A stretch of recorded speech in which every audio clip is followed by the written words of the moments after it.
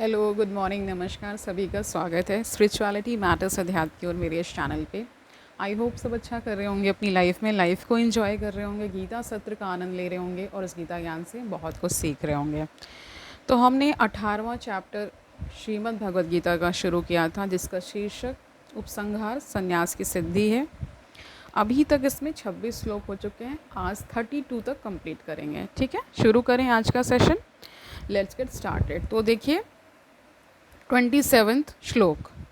रागी कर्मफल प्रेप्सु लुब्धा हिंसा आत्मका असुचि हर्षोक अन्विता कर्ता राजसा परिकीर्तिता। कीर्ति के आगे तह लग गया है, परिकीर्तिता। तो इसका अर्थ होता है घोषित किया जाता है।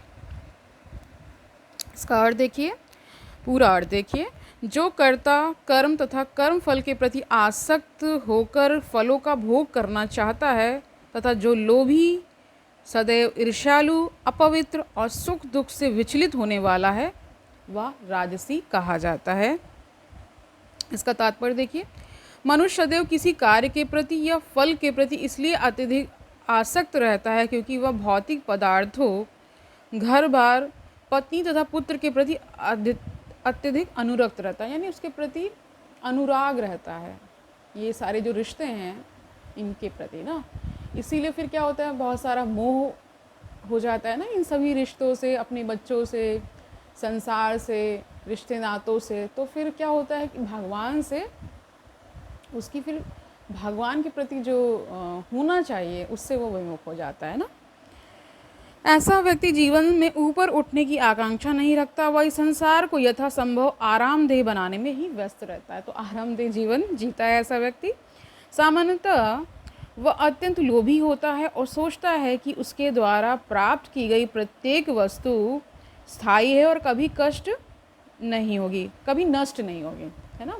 तो उसका ये विचार ही अपने आप में, हम जैसे जो और भी बहुत सारे लोग जो ज्ञान को ले रहे हैं वो ये समझ पा रहे हैं कि ये हास्यास्पद है ना, क्योंकि हर चीज़ तो नष्ट होने वाली है। इस संसार का नाम ही क्या दिया गया है कि मृत्युलोक और अशाश्वतम, यानी कि जो शाश्वत नहीं है। मृत्युलोक का अर्थ होता है जहाँ मृत्यु निश्चित है ना। ठीक है, ऐसा व्यक्ति अन्यों से ईर्ष्या करता है और इंद्रिय तृप्ति के लिए कोई भी अनुचित कार्य कर सकता है। अतएव ऐसा व्यक्ति अपवित्र होता है और वह इसकी चिंता नहीं करता कि उसकी कमाई शुद्ध है या अशुद्ध, यानी कि जो वो जीव को उपार्जन भी कर रहा है उसके प्रति भी उसको कोई ख्याल नहीं रहता है कि ये जो धन अर्जन मैं कर रहा हूँ ये कहाँ से आ रहा है, इसकी शुद्धता, इसकी अशुद्धता के बारे में कुछ भी नहीं सोचता। जैसे मिल रहा है मिलता रहे। यदि उसका कार्य सफल हो जाता है तो वह अत्यधिक प्रसन्न और असफल होने पर अत्यधिक दुखी होता है।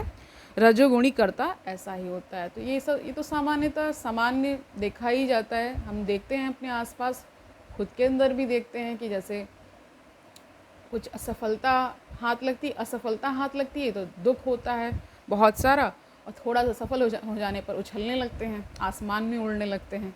देखा ही होगा आप लोगों ने। ठीक है, 28वां श्लोक देखिए। अयुक्त प्राकृतः स्तब्ध शठ नैष्कृतिकः अलसा विषादी दीर्घ सूत्री च कर्ता तामसा उच्यते। और देखिए, जो कर्ता सदा शास्त्रों के आदेशों के विरुद्ध कार्य करता रहता है, जो भौतिकवादी, हठी, कपटी तथा अन्यों का अपमान करने में पटु है, पटु यानी जिसको पारंगत हासिल है ना, तथा जो आलसी सदैव खिन्न यानी दुखी तथा काम करने में दीर्घ सूत्री है, वह तमोगुणी कहलाता है। काम करने में दीर्घ सूत्री मतलब बहुत ज़्यादा टाइम लगाना। कोई भी कार्य दिया गया उसमें तो पहले तो एक शब्द आता है इंग्लिश में, प्रोक्रेस्टिनेशन। इसका अर्थ होता है कि कल पे टालते रहना, अभी नहीं करेंगे, कल करेंगे। ठीक है, ये एक हैबिट बन जाती है। तो वही दीर्घ सूत्री वही लोग हैं जो हर काम को लंबा खींचते हैं ना। और ऐसे लोग कौन हैं? तमोगुणी हैं। तात्पर्य देखिए, शास्त्रीय आदेशों से हमें पता चलता है कि हम कौन सा काम कह रहे हैं, हमें कौन सा काम करना चाहिए और कौन सा नहीं करना चाहिए। यानी शास्त्र हमें बता रहे हैं कि क्या करना उचित है और क्या करना अनुचित है, तो इसका ख्याल रखना है। ठीक है। जो लोग शास्त्रों के आदेशों की अवहेलना करके अकरणी, अकरणी का अर्थ होता है जो कार्य नहीं किया जाना चाहिए वो कार्य करते हैं, प्रायः भौतिकवादी होते हैं। तो ऐसे व्यक्तियों को भौतिकवादी बताया गया है। वे प्रकृति के गुणों के अनुसार कार्य करते हैं, यानी जो प्रकृति के 3 गुण कौन से हैं, सत्व, रज और तम, उसके अधीन होकर के कार्य करते हैं। और सन्यासी जन गुणातीत हो जाते हैं, यानी इन गुणों से परे हो जाते हैं। ठीक है। शास्त्रों के आदेशों के अनुसार नहीं, ऐसे कर्ता भद्र नहीं होते। भद्र का अर्थ होता है शीलता नहीं होती उनमें ना, वो थोड़ा सा अभद्र हो जाते हैं, है ना। और सामान्यतः सदैव कपटी, ब्रैकेट में धूर्त, तो कपटी को ही धूर्त भी कहा जाता है, तथा अन्यों का अपमान करने वाले होते हैं। तो आप अपने आसपास ऐसे लोगों को देख लीजिए, बहुत सारे मिल जाएंगे जो दूसरों का अपमान करने में ही उनको रुचि रहती है ना। देखिए, गलतीवश हो जाना, क्रोध में कोई चीज़ हो जाना, ये एक अलग विषय है। ठीक है, वो कभी कभी होता है, लेकिन सामान्यतः उसका व्यवहार कैसा है ये देखने के लिए होता है। जैसे कभी मान लीजिए आप खुद से ही खिन्न हैं बहुत सारी चीज़ें, तो कई बार आप क्रोध में बोल जाते हैं, तो मुझे नहीं लगता क्रोध में उनके कुछ मायने होने चाहिए, लेकिन सामान्यतः उसका व्यवहार कैसा है ये देखना सही होता है। ठीक है, तो इससे आप आकलन करिए। ये नहीं कि कभी मान लीजिए जैसे माँ बाप ही कभी कभी बहुत ज़्यादा बच्चों को डांट देते हैं, तो बच्चा तो नहीं सोच पाता, लेकिन अब जैसे हम सब बड़े हो चुके हैं तो अब उसका हम अर्थ निकाल पाते हैं कि वो हमारे भले के लिए डांट रहे थे। उस समय हमें बुरा लग रहा था, क्योंकि उस समय उतनी बुद्धि का विकास हुआ नहीं होता। उस समय तो यही लगता कि ये तो हमें करने से रोक रहे हैं, हमारे आज़ादी को रोक रहे हैं। लेकिन क्योंकि उतना बुद्धि का विकास नहीं होता, उतनी दुनिया हमने देखी नहीं होती है, तो क्या होता है, तो फिर एक अंतर विरोध, इंटरनल कॉन्फ्लिक्ट तो चलता ही। एक्सटर्नल कॉन्फ्लिक्ट यानी हम अपने प्रियजनों से, अपने माँ बाप से भी कभी कदार ऐसे कटु शब्द बोल देते हैं। तो माँ बाप को भी चाहिए कि माफ़ कर देना चाहिए, और बच्चों को भी चाहिए कि ऐसा ही करें। ठीक है, क्योंकि आत्मा तो एक ही है, उसमें सिर्फ कोई जन पहले आकर इस धरती पर कुछ बन गए, यानी रिश्ते नातों में, और कोई बाद में आया। ठीक है, तो जो ज्ञान को समझ पा रहे हैं वो ये समझ पा रहे होंगे कि सब कुछ कहाँ पे है, इसी संसार में ही तो आपको मुक्ति भी चाहिए। इसी संसार में आप सारे विषय भोगों को भी देख ही रहे हैं, तो आपको क्या चाहिए, क्या आपको करना चाहिए, ये शास्त्र बता देंगे। ठीक है, और फिर उस मार्ग पर चलते रहिए, धीरे धीरे फिर आपको अनुभूति होने लगेगी। तो आगे बढ़ते हैं यहाँ पे, तो कह रहे हैं सामान्यतः सदैव कपटी, यानी ब्रैकेट में धूर्त तथा अन्यों का अपमान करने वाले होते हैं। वे अत्यंत आलसी होते हैं। तो ऐसे व्यक्तियों को आप देखेंगे कि बहुत आलसी भी होते हैं। ठीक है, काम होते हुए भी उसे ठीक से नहीं करते, और बाद में करने के लिए उसे एक तरफ रख देते हैं, तो वही प्रोक्रेस्टिनेशन। अतः वे खिन्न रहते हैं, दुखी भी रहते हैं। जो काम 1 घंटे में हो सकता है उसे वे वर्षों तक घसीटते रहते हैं। वे दीर्घ सूत्री, वही जो मैंने बताया था, वे दीर्घ सूत्री होते हैं। ऐसे कर्ता तमोगुणी होते हैं। 29वां श्लोक देखिए, बुद्धे भेदम धृते चा एव गुणता त्रिविधम शृणु प्रोच्यमानम अशेषेण। ठीक है, पृथक्त्वेन धनंजय, धनंजय अर्जुन को कहा जाता है। तो इसका अर्थ देखिए, हे धनंजय, अब मैं प्रकृति के 3 गुणों के अनुसार तुम्हें विभिन्न प्रकार की बुद्धि तथा धृति के विषय में विस्तार से बताऊंगा। इसे तुम इसे सुनो। तो यही बता रहे तात्पर्य में देखिए, ज्ञान ज्ञेय तथा ज्ञाता की व्याख्या प्रकृति के गुणों के अनुसार 3 पृथक विभागों में करने के बाद अब भगवान कर्ता की बुद्धि तथा उसके संकल्प, ब्रैकेट में धैर्य के विषय में उसी प्रकार से बता रहे हैं। तो इतना ही इसका है एक्सप्लेनेशन। तो 30वें श्लोक में देखिए क्या बता रहे हैं, प्रवृत्तिम चा निवृत्तिम चा कार्य अकार्ये भय अभये बंधम मोक्षम च या वेत्ति बुद्धि स पार्थ सात्विकी। इसका अर्थ देखिए, हे प्रथापुत्र, वह बुद्धि सतोगुणी है जिसके द्वारा मनुष्य यह जानता है कि क्या करणीय है और क्या नहीं। यानी जिसकी बुद्धि पवित्र होगी, सतोगुणी होगी, उसको इसका भान होगा। किसका भान होगा कि क्या कार्य हमें करना है और क्या नहीं करना है।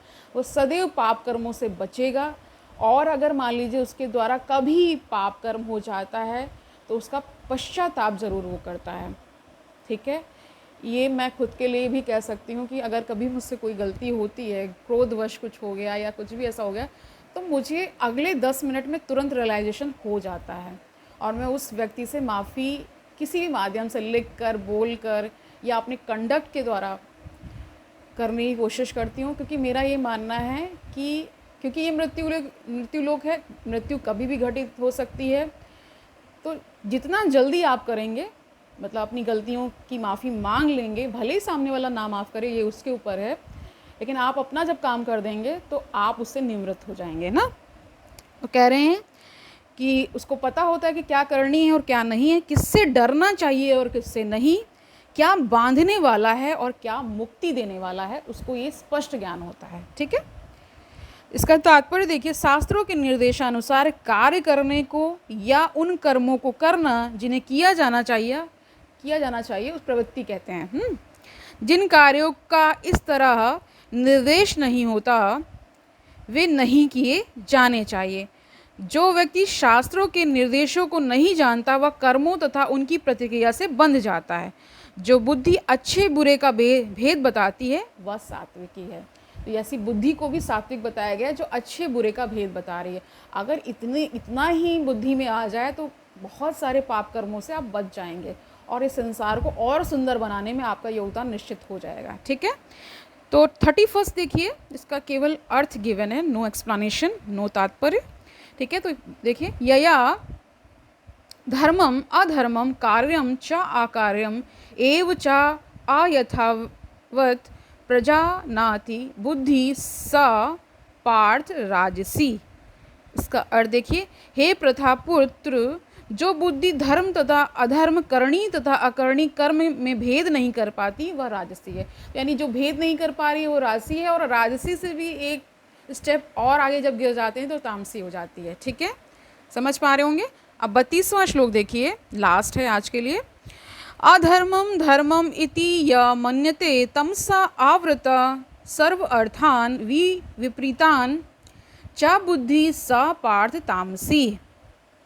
और देखिए, जो बुद्धि मोह तथा अहंकार के वशीभूत होकर अधर्म को धर्म और धर्म को अधर्म मानती है और सदैव विपरीत दिशा में प्रयत्न करती है, हे पार्थ, वह तामसी है। यानी कि धर्म को अधर्म बताते हैं ऐसे लोग, और जो अधर्म कर रहे हैं उसको धर्म बताते हैं। ठीक है। तो वो ऐसी बुद्धि क्या बताई गई है? तामसी बताई गई है।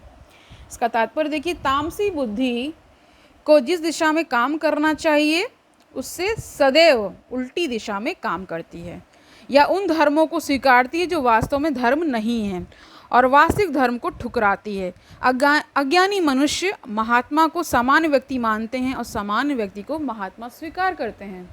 तो विपरीत बुद्धि चल रही है। वे सदैव सत्य को असत्य तथा असत्य को सत्य मानते हैं। वे सारे कर्मों में सारे काम जो वो कर रहे होते हैं कैसे होते हैं? कुपथ ग्रहण करते हैं। यानी कुपथ का अर्थ होता है जो रॉन्ग डायरेक्शन, रॉन्ग रास्ते को अपना लेना ना। ठीक है। अतः उनकी बुद्धि तामसी होती है। तो ऐसे लोगों की बुद्धि तामसी होती है। अपने आसपास आप देख रहे होंगे ऐसे लोगों, बहुत सारे लोगों को देख रहे होंगे, बहुत सारे राजसी लोगों को देख रहे होंगे, और कुछ ही आपको सात्विक दिख रहे होंगे। ठीक है। तो यही अंतर है। इस जगत की जो गति इस समय चल रही है उससे ही आप अंदाज़ा लगा लीजिए कि बुद्धि किस प्रकार लोगों की है। इतना मर्डर, क्राइम, पता नहीं क्या क्या करके बैठ रहे हैं और ये नहीं समझते हैं कि इसका बाद में क्या परिणाम होने वाला। क्या आप ऐसा कर्म करके बच जाएंगे? अगर आपने बहुत व्यवस्था कर भी ली इस संसार में, इससे बच भी गए, तो क्या उस जो जहाँ पे न्याय होता है वहाँ से आप बच पाएंगे? वहाँ तो हर एक चीज़ की नोटिंग हो रही है। और देखिए, जो अथीस्ट हैं यानी जो नास्तिक हैं उनके लिए भी मैं कह दूं कि ये जो पूरा कॉन्सेप्ट है, जो भी लोग इसको मानते हैं वो इस पे तो मानते होंगे ना, लॉ ऑफ नेचर, वही मान लीजिए वही ईश्वर है। ठीक है। तो वो तो होना ही है। अब जैसे मान लीजिए कहीं जा रहे हैं आप, कुछ हो जाता है, सबको तो नहीं होता, कर्मों के अनुसार ही हो रहा है, और ये इस कर्म का कब फल आएगा ये भी नहीं पता है। तो इसीलिए मेरा मानना है कि अच्छे कर्मों को करते चलिए। अगर आपसे कोई त्रुटि हो जाती है तुरंत उसे स्वीकार कर लीजिए। जितना जल्दी से जल्दी करेंगे उतना अच्छा होगा। और आप अपने जो काम करने जा रहे हैं, जो भी कार्य करने जा रहे हैं, उसकी चेकिंग करिए। ठीक है। और कभी कोई त्रुटि हो जाती है तो तुरंत या जल्द से जल्द उसकी माफ़ी मांग लीजिए। अगर माफ़ी के ज़्यादा लेवल की गलती हो गई तो उसका पश्चाताप करिए, उसका भगवान से प्रार्थना करिए कि मुझे इस पाप कर्म से मुक्त करिए। जो दंड देना है वो ले भी लीजिए, अगर इसमें दंड का कुछ है उसको ले लीजिए, तभी वो विनष्ट होगा। तो आज के लिए इतना ही रखते हैं, कल मिलते हैं। तब तक आनंद से रहिए, सुखपूर्वक अपना जीवन व्यतीत करिए, दूसरों को सुखी करिए, और ये भी याद रखिए कि ये गीता ज्ञान कितना आवश्यक है। कल मिलते हैं, तब तक के लिए हरि ओम तत्सत।